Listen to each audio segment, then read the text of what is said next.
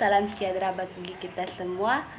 Om Swastiastu. Perkenalkan, saya Putu Arsy Putri dengan nomor induk mahasiswa 22014010008 dari program studi pendidikan Pancasila dan Kewarganegaraan.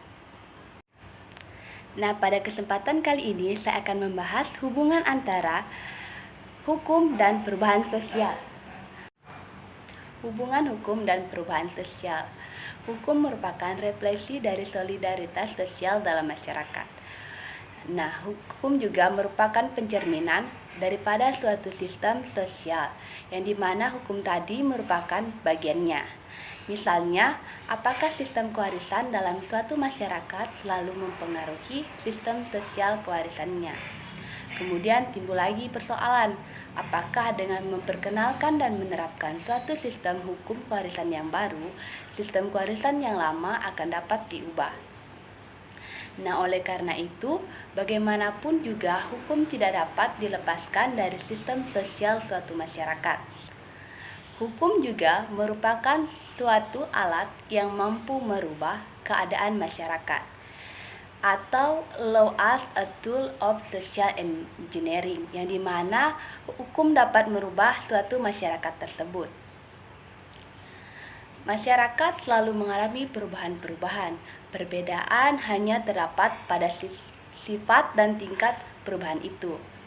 Perubahan dapat terlihat dan terasa dengan jelas atau tidak, dapat berlangsung cepat atau lambat, dapat menyangkut masalah mendasar bagi masyarakat tersebut. Selanjutnya, perubahan sosial dan perubahan hukum ataupun sebaliknya tidak selalu berlangsung bersama-sama, yang artinya pada keadaan tertentu perkembangan hukum mungkin tertinggal oleh perkembangan unsur-unsur lainnya dari masyarakat serta kebudayaannya, atau mungkin hal yang sebaliknya terjadi.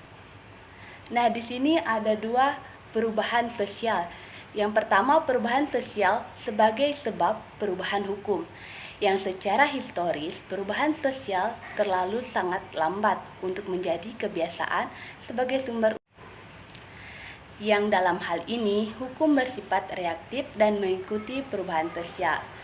Nah, sebagai contoh, berkat perkembangan teknologi, setiap orang dengan begitu gampangnya mengakses jejaring, maka perbuatan pidana pun bergeser, bukan hanya seperti yang termaktub dalam KUHP semata, tetapi jelas memunculkan juga perbuatan pidana yang melalui ITE. Nah, kedua, hukum sebagai instrumen perubahan sosial. Aliran positivisme hukum menyatakan bahwa hukum itu diciptakan dan dapat digunakan sebagai sarana atau alat, instrumen rekayasa sosial atau law as a tool of social engineering, untuk mendorong dan menciptakan perubahan dalam masyarakat. Hukum sebagai pengaruh tidak langsung terhadap perubahan sosial pada umumnya, tetapi mempengaruhi kemungkinan perubahan dalam berbagai institusi sosial. Hukum sebagai instrumen perubahan sosial dapat terjadi pada situasi tertentu, terutama pada peran negara dalam penerbitan undang-undang lalu lintas dan angkutan jalan. Hukum dalam konteks tersebut memaksa setiap pengendara sepeda motor harus menggunakan helm dan mematuhi traffic light atau lampu lalu lintas. Pengendara berperilaku imperatif untuk taat pada undang-undang lampu lalu lintas dan angkutan jalan. Nah, sekian pembahasan dari saya mengenai hubungan antara hukum dan perubahan sosial.